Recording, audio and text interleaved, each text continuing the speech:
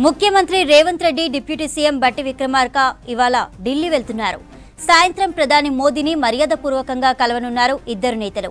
రాష్ట్రానికి రావాల్సిన నిధులు, ఇతర అంశాలపై ప్రధానితో డిస్కస్ చేయనున్నారు. దాదాపు 20 అంశాలపై ప్రధానికి రిప్రజెంటేషన్ ఇవ్వనున్నారు.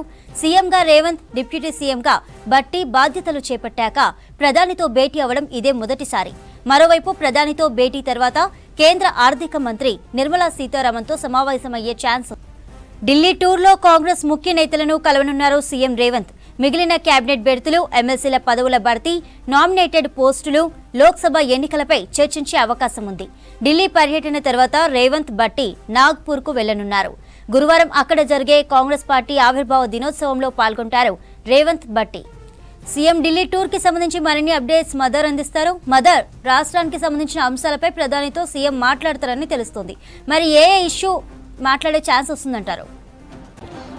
చంద్రిక, మధ్యాహ్నం తర్వాత సీఎం రేవంత్ రెడ్డి అలాగే డిప్యూటీ సీఎం బట్టి విక్రమార్క ఇద్దరు కూడా ఢిల్లీ చేరుకుంటారు. సాయంత్రం 4:30 ప్రధానితోటి మర్యాదపూర్వక భేటీ ఉంటుంది. ఈ భేటీలో రాష్ట్రానికి సంబంధించి ఒక 20 అంశాలకు వారొక రిప్రజెంటేషన్ తయారు చేసుకున్నారు. 20 అంశాలను కూడా ప్రధాని దృష్టికి తీసుకెళ్లేటువంటి అవకాశాలు ఉన్నాయి. దాంట్లో రాష్ట్రానికి సంబంధించి రావాల్సినటువంటి పెండింగ్ నిధులు ఇప్పటికే 15th ఫైనాన్స్ కమిషన్ నుంచి సిఫారసు మేరకు 45,000 కోట్ల రూపాయలు తెలంగాణకు రావాల్సి ఉన్నాయి. కానీ కేవలం 5,000 కోట్లు మాత్రమే తెలంగాణకు ఇప్పటివరకు అందినట్టుగా తెలుస్తూ ఉంది. ఆ పెండింగ్ నిధులన్నింటినీ కూడా ఇవ్వాల్సిందిగా ప్రధానికి విజ్ఞప్తి చేయబోతున్నారు.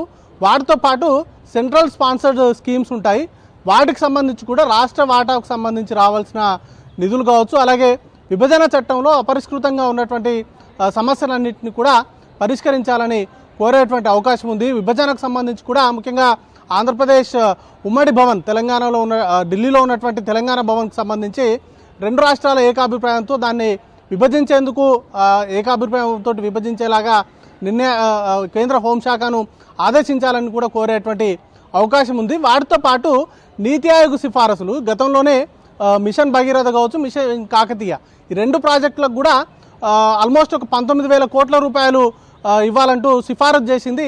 కానీ కేంద్ర ప్రభుత్వం నుంచి వాటికి సంబంధించి, రాష్ట్ర ప్రభుత్వం నుంచి విజ్ఞప్తులు వచ్చినా కూడా వాటికి సంబంధించి నీతి ఆయోగ్ సిఫారసుని ఇప్పటివరకు కూడా ఇంప్లిమెంట్ చేయలేదు. అవి ఆ నిధులు కూడా విడుదల చేయాలని కోరేటువంటి అవకాశం ఉంది. వాటితో పాటు రాష్ట్రంలో ఉన్నటువంటి ఒక ప్రాజెక్టుకు సంబంధించి, పాలమూరు చెవేల కావచ్చు, ఈ ప్రాజెక్టులో ఒకదానికి జాతీయ హోదాను ప్రకటించాలి అనేటువంటి డిమాండ్ ఎప్పటి నుంచో ఉంది. గతంలో కూడా గత ప్రభుత్వం కూడా ఈ డిమాండ్ను కేంద్ర ప్రభుత్వం ముందు ఉంచింది.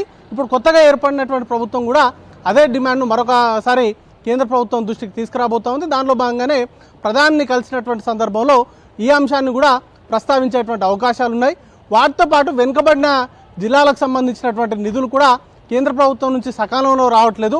వాటిని కూడా సకాలంలో ఇచ్చినట్లయితే రాష్ట్రంలో ఆర్థిక పరిస్థితి కొంత మెరుగ్గా ఉంటుంది. గతంలో ఉన్నటువంటి ప్రభుత్వానికి కేంద్ర ప్రభుత్వానికి మధ్య కొంత అగాధం ఉంది, కమ్యూనికేషన్ కూడా సరిగా లేదు. ప్రధాని రాష్ట్రానికి వచ్చినటువంటి సందర్భంలో కూడా కలిసినటువంటి దాఖలాలు లేవు. ఆ తర్వాత నుంచి కూడా సీఎం ఢిల్లీకి వచ్చి ఎప్పుడు కూడా ప్రధాని కలిసేటువంటి ప్రయత్నాలు కూడా చేయలేదు. కేవలం రిప్రజెంటేషన్లు పంపించడము, లేకపోతే మంత్రుల స్థాయి వాళ్ళని పంపించి కేంద్ర ప్రభుత్వ పెద్దల్ని కలిసి రాష్ట్రానికి సంబంధించినటువంటి నిధుల విషయంలో రిప్రజెంటేషన్ కాపీస్ మాత్రమే ఇచ్చారు. కానీ రాష్ట్ర ప్రభుత్వం నుంచి సరైనటువంటి దిశగా ప్రభుత్వం కేంద్ర పెద్దల్ని కలిసి లాబింగ్ చేసుకోవడమా, లేకపోతే రాష్ట్రానికి సంబంధించిన నిధులను తీసుకురావడము, లేకపోతే కొత్త పథకాలను రాష్ట్రంలో ఇంప్లిమెంటేషన్ అయ్యే విధంగా చర్యలు తీసుకోవడము, ఇట్లాంటివన్నీ కూడా గతంలో కొంత గ్యాప్ వచ్చింది ప్రధానికును అప్పటి సీఎం కేసీఆర్కి. ఇప్పుడు మాత్రం దానికి పూర్తి భిన్నంగా రాష్ట్ర ప్రభుత్వానికి సంబంధించి ఫెడరల్ స్ఫూర్తితోటి అక్కడ కేంద్రంలో బీజేపీ ఉన్నా, అక్కడ రాష్ట్రంలో కాంగ్రెస్ పార్టీ అధికారంలో ఉన్నా కూడా ప్రభుత్వాలుగా కలిసి పనిచేయాలి, రాష్ట్రాల అభివృద్ధికి ప్రధాని సహకరించాలి అనేటువంటి అంశాన్ని విజ్ఞప్తి అనేది కూడా చేయబోతున్నారు. ఫెడరల్ స్ఫూర్తితోటి రానున్నటువంటి రోజుల్లో తెలంగాణ రాష్ట్రానికి కేంద్ర ప్రభుత్వం నుంచి సహాయ సహకారాలు అందించాలని విజ్ఞప్తి చేయబోతున్నారు. మొత్తంగా 20 అంశాలకు రాష్ట్రానికి సంబంధించి గతంలో ఉండేటువంటి సేల్స్ ట్యాక్స్కి సంబంధించి కూడా ఉమ్మడి రాష్ట్రంలో ఉన్నప్పటికీ విభజనకు సంబంధించి ఆంధ్రప్రదేశ్కి నిధులు అనేది కూడా వెళ్ళిపోయాయి. ఆ నిధులను కూడా తెలంగాణకి ఇవ్వాలంటూ గతంలో రిప్రజెంటేషన్స్ ఇచ్చినప్పటికీ కూడా ఆ దిశగా ప్రయత్నాలు జరగలేదు.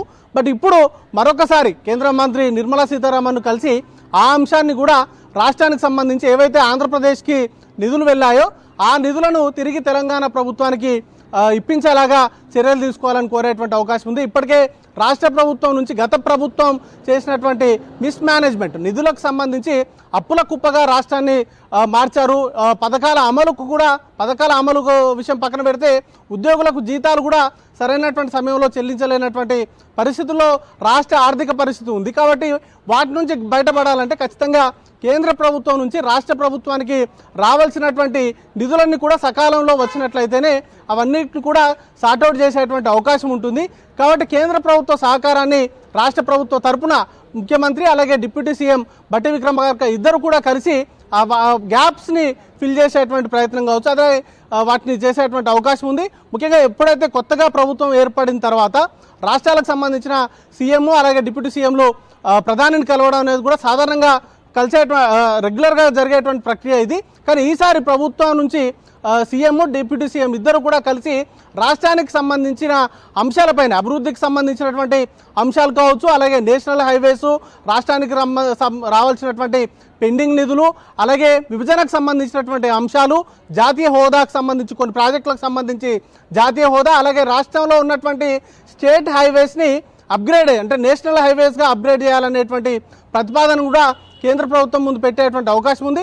దాంతో వాటి మెయింటెనెన్స్ కావచ్చు, లేకపోతే కొత్తగా రూపొందించేటువంటి రహదారుల విషయంలో కొంత కేంద్ర ప్రభుత్వం నుంచి అధిక మొత్తంలో నిధులు వచ్చేటువంటి అవకాశం ఉంటుంది. స్టేట్ మీద బర్డెన్ అనేది కూడా తగ్గుతూ ఉంటుంది.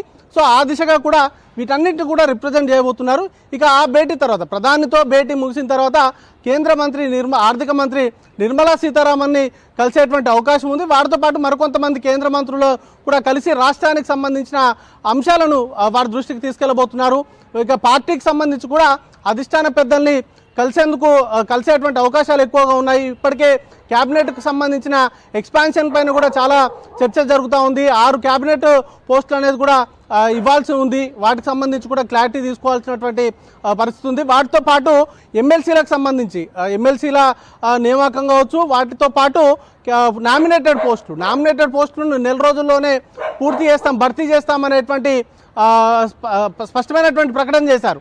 కార్యకర్తలు చాలా పార్టీకి మొదటి నుండి పనిచేసినటువంటి వారికి ఈ అవకాశాలు కల్పించాలని కూడా భావిస్తున్నారు. దాంతోపాటు లోక్సభ ఎన్నికలు కూడా దృష్టిలో ఉంచుకొని ఇటు నామినేటెడ్ పోస్టులు అలాగే ఎమ్మెల్సీలకు సంబంధించిన పోస్టుల భర్తీ పైన ఫోకస్ చేస్తున్నారు. దానిలో భాగంగానే అధిష్టాన పెద్దలను కలిసి లోక్సభ ఎన్నికలకు సంబంధించి అనుసరించాల్సినటువంటి వ్యూహాలపైన చర్చ జరపబోతున్నారు. ఇప్పటికే ముందస్తుగానే ఈసారి సీట్ల అనౌన్స్మెంట్ గతంతో పోలిస్తే ఈసారి కొంత ముందుగానే చేయాలి. దాంతో ప్రచారం చేసుకోవడానికి కావచ్చు, లేకపోతే మిగతా అంశాలన్నింటినీ కూడా ఎక్కడైనా ల్యాబ్స్ ఉన్నా కూడా ఆ ల్యాబ్స్ని ఫుల్ఫిల్ చేసేటువంటి అవకాశం ఉంటుంది. కార్యకర్తల్ని సమన్వయపరుచుకొని వాటన్నిటిని కూడా లోక్సభ ఎన్నికల్లో ఘన విజయం సాధించడమే లక్ష్యంగా పనిచేసేటువంటి అవకాశం ఉంటుంది అనేటువంటి అంశాన్ని కూడా కేంద్ర అధిష్టాన పెద్దలకి వివరించబోతున్నారు. అలాగే అధిష్టాన పెద్దల నుంచి నిర్దిష్టమైన ఈ నామినేటెడ్ పోస్టులు అలాగే ఎమ్మెల్సీలు లేకపోతే క్యాబినెట్ ఎక్స్పాన్షన్ పైన కూడా వారితోటి చర్చించిన తర్వాత ఒక నిర్ణయం తీసుకునేటువంటి అవకాశం ఉంటుంది. అధిష్టాన పెద్దల్ని కలిసిన తర్వాత రేపు నాగ్పూర్కు వెళ్తారు. ఎల్లుండి నాగ్పూర్లో జరిగేటువంటి కాంగ్రెస్ పార్టీకి సంబంధించిన ఆవిర్భావ సభ 138వ ఆవిర్భావ సభను అక్కడ భారీ బహిరంగ సభ రూపంలో ఏర్పాటు చేస్తున్నారు. ఇప్పటికే అన్ని రాష్ట్రాలకు సంబంధించి కాంగ్రెస్ పిసిసి చీఫ్స్ అలాగే కాంగ్రెస్ పాలిత రాష్ట్రాలకు సంబంధించిన ముఖ్యమంత్రులు అలాగే దేశవ్యాప్తంగా ఒక 10 లక్షల మందితోటి అక్కడ భారీ బహిరంగ సభను కూడా ఏర్పాటు చేయాలని కాంగ్రెస్ పార్టీ దానికి సంబంధించినటువంటి ఏర్పాట్లు అనేది కూడా చేస్తూ ఉంది. ఆ కార్యక్రమంలో సీఎం రేవంత్ రెడ్డి అలాగే డిప్యూటీ సీఎం బట్టి విక్రమార్క కూడా పాల్గొనేటువంటి అవకాశం ఉంది. చంద్రిక.